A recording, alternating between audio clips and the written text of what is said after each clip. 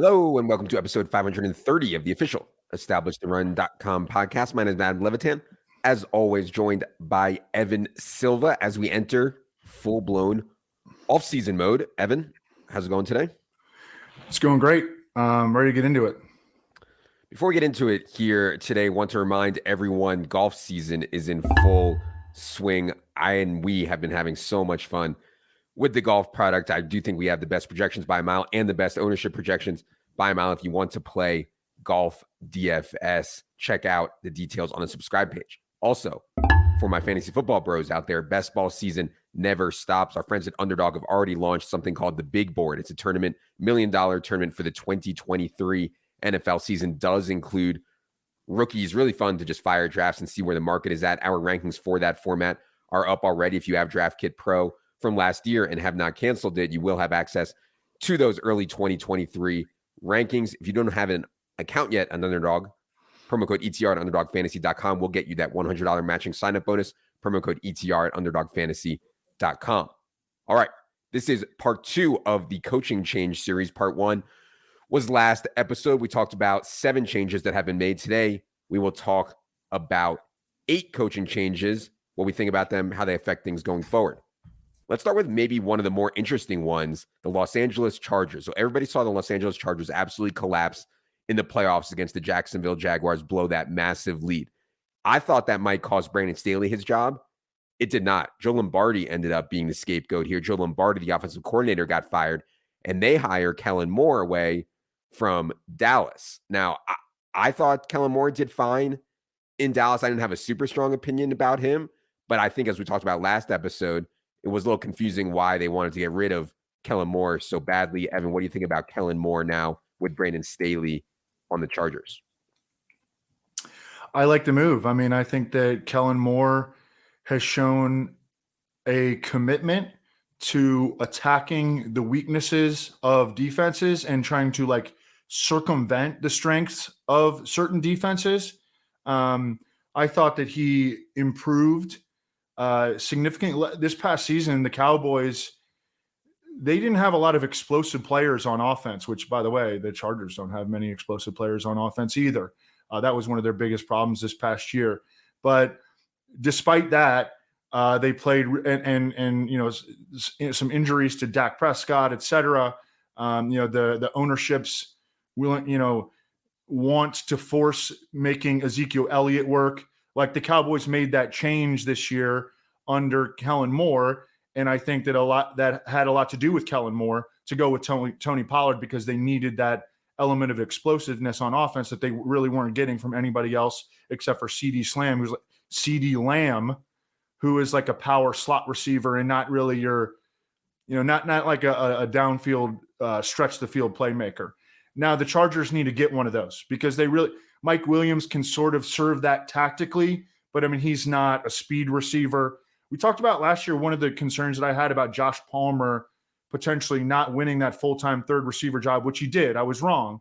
But one of the reasons that I thought that he might have to share time like with Jalen Guyton is because Josh Palmer doesn't bring that deep speed to the table. Jalen Guyton, theoretically can, but Jalen Guyton just not very good at football. But that was an element lacking from the Chargers this past season. And I think that that's one of the reasons that outgoing Joe Lombardi did not, why Justin Herbert had one of the lowest ADOTs in the NFL. But at this point, there's no excuses for that anymore. They have to maximize the talents of Justin Herbert.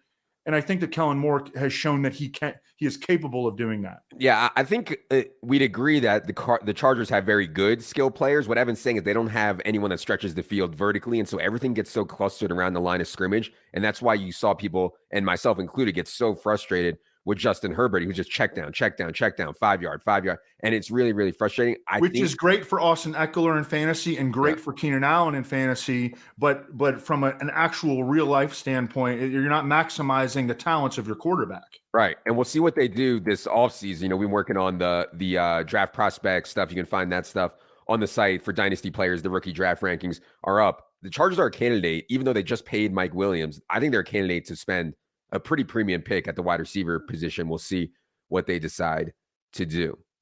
Rams. It is kind of a small one because once Sean McVay decided to stay, it's a small one. But Liam Cohen is out as offensive coordinator. He leaves to go back to the University of Kentucky. Mike LaFleur, former Jets offensive coordinator, brother of Matt LaFleur, Packers coach, he's going to be the offensive coordinator. I don't think that matters too much, though, Evan, because we know Sean McVay is going to be the man here on offense. Any thoughts on Mike LaFleur joining Sean McVay on the Rams? Mike LaFleur from the Kyle Shanahan tree. You know, Sean McVay coached with Kyle Shanahan in Washington. These guys are buddies. So that's kind of how it works in the NFL. I don't think that Mike LaFleur – I think Mike LaFleur was kind of a scapegoat with the Jets for the failings of Zach Wilson.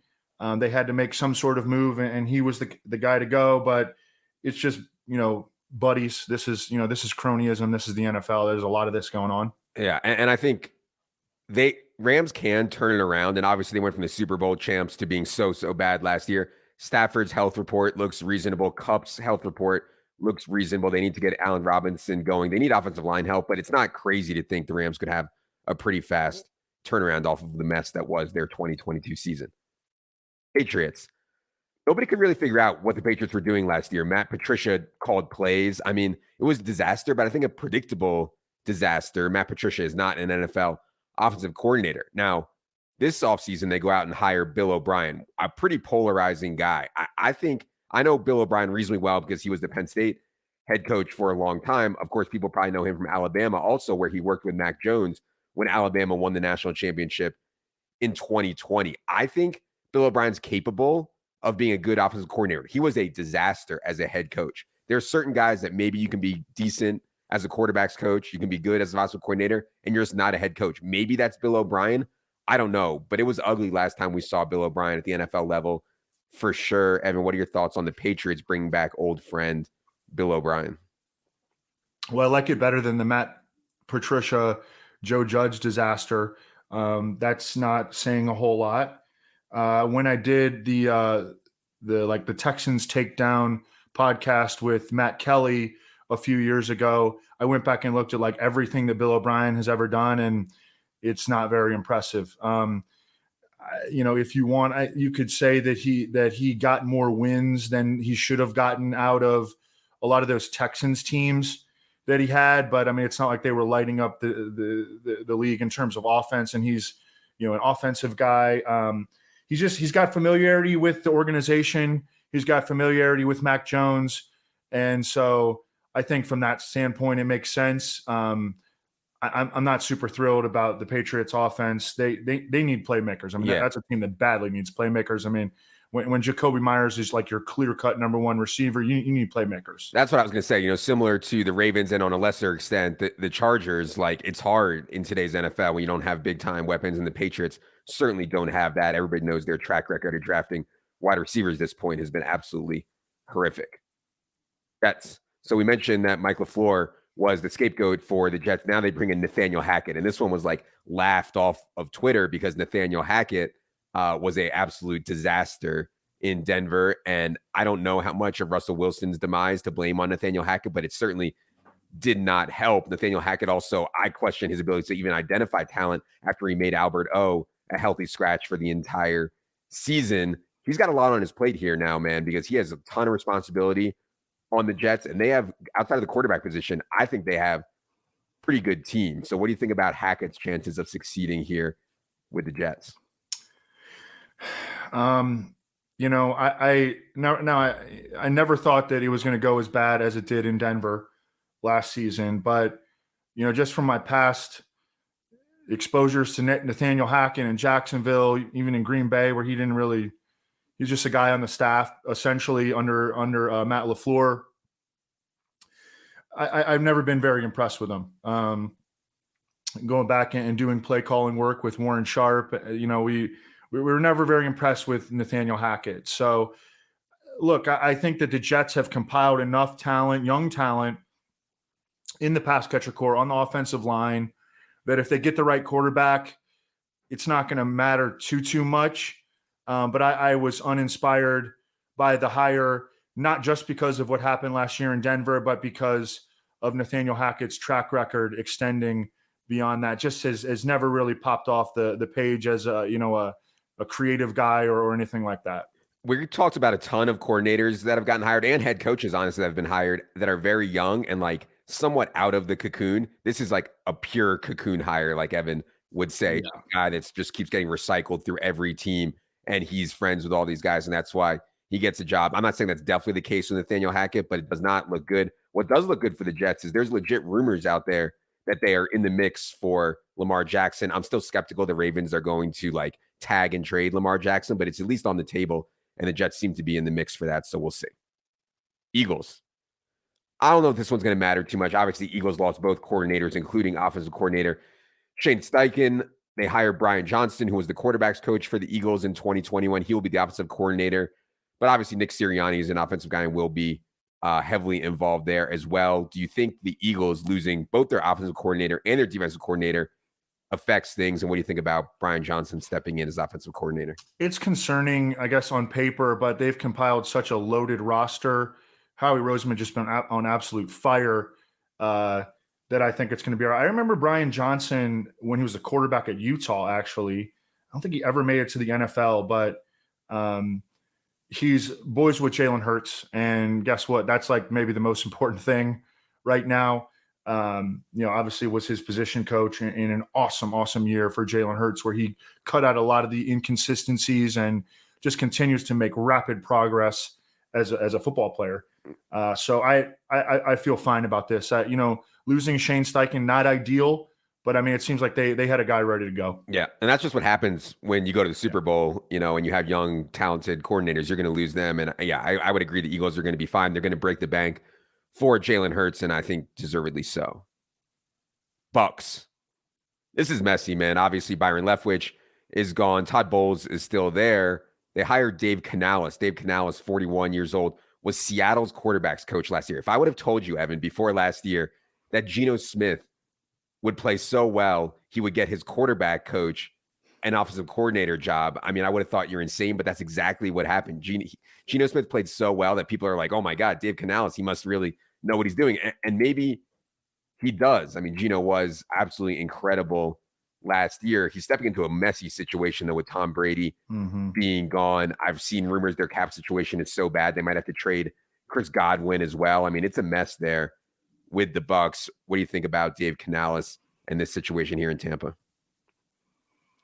Just kind of one of these guys that has come up through the USC Seattle pipeline, under Pete Carroll. And I don't really know I don't have anything to add to what because I don't really know a whole lot about Dave Canales, honestly. And yeah, he's got his work cut out.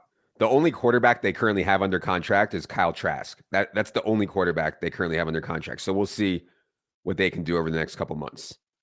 Titans fire Todd Downing, hire Tim Kelly as offensive coordinator. Now, there's a lot of Tim Kelly fans out there. I think a lot of people think Tim Kelly is a talented guy, has done good things, has done a modern NFL build. The problem is when you trade away A.J. Brown, you have all these offensive line injuries. You're building through Derrick Henry, which has been effective, but honestly, like a prehistoric way. What can Tim Kelly really do? And so, I don't know. Like the A.J. Brown thing is just such a mess for them because they need wide receiver help so bad. Maybe Treylon Burks can be that guy for him. We saw flashes of that last year. But yeah, there's a lot of Tim Kelly fans out there, Evan. I'm not sure if you're aware of that. What do you think about his chances in Tennessee? I'm a Tim Kelly fan. So, I mean, I thought he always kind of stood out a little bit in Houston, working with, Deshaun Watson had some big-time moments and big-time games under Tim Kelly in Houston. And even like in Davis Mills' rookie year, Davis Mills, kind of flashed with Brandon Cooks had a big year. And then last year, Tim Kelly goes to Tennessee and works under Todd Downing. And, we didn't really get to see him flex. So, but I think that this was you could sort of see this coming. I actually, when Todd Downing got his DUI, I was thinking like, man, they just give the keys to Tim Kelly. I don't know. He's always been a guy that kind of stood out to me a little bit from his game planning to his in-game stuff. I think it was a natural move. Yeah, I was reading an article, and I'm sorry, I forget where I was reading the article, but he was Tennessee's pass game coordinator in 2022, which obviously doesn't sound good. They didn't have a great pass game, but his focus reportedly was on early downs and in the red zone. And there were some underlying stats that Tennessee was doing smart things and effective things early downs in red zone. So I'd agree. I'm optimistic here. It's hard to run your offense in today's NFL the way that they need to run it when they have Derrick Henry, but we'll see. That's one we're going to do is the Washington football team, the Washington Commanders. So everybody wants to know, Evan, why would Eric Bieniemy go for a lateral move? Why would he take the Commanders offensive coordinator job when he already had the Chiefs offensive coordinator job? I think at least part of it is when Kansas City wins like they do and like they did, everyone gives Mahomes credit. Everyone gives Andy Reid credit. No one really gives Eric Bieniemy credit. If they win it in Washington, Eric Bieniemy is going to get all the credit and presumably an offensive and a head coaching job. Now, easier said than done, right? They're going forward with Sam Howell. They have McLaurin and Dotson. We'll see if Curtis Samuel sticks around, but it's not like they're absolutely loaded. What do you think about Eric Bieniemy, why he did it, the lateral move, and what his chances are in Washington? I'm pretty sure that they agreed that this past season was just going to be the last year for Eric Bieniemy in Kansas City because he just felt it was time to move on. There are mixed opinions among players, as you might have seen on social media, about Eric Bieniemy. He had to wait longer than a lot of coaches that were sort of in his place, like Matt Nagy and Doug Peterson had to, for a variety of different reasons that have been speculated upon. At the end of the day, this is a massive opportunity. If he can turn this into, turn Sam Howell or whoever they try to out quarterback this upcoming season into a success. The Commanders' offensive line is stable. They've got talent in the wide receiver core and at tight end. It's a big, big opportunity for Eric Bieniemy. He's going to be running the show on offense. This is how he parlays this into a head coaching job. And so it's just going to come down to performance.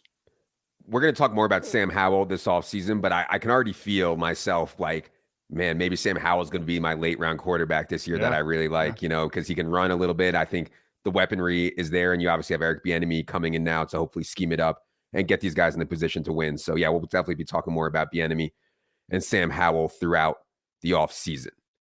Speaking of the offseason, we will continue to have free podcasts on this channel. If you're watching on YouTube, we'd really appreciate it if you hit the subscribe button. If you are listening on iTunes or Spotify, we'd appreciate if you hit the subscribe button there. It is totally free. We will have free podcasts throughout the offseason as we go through free agency, the draft, always best ball season, getting ready for official draft season coming up over the summer.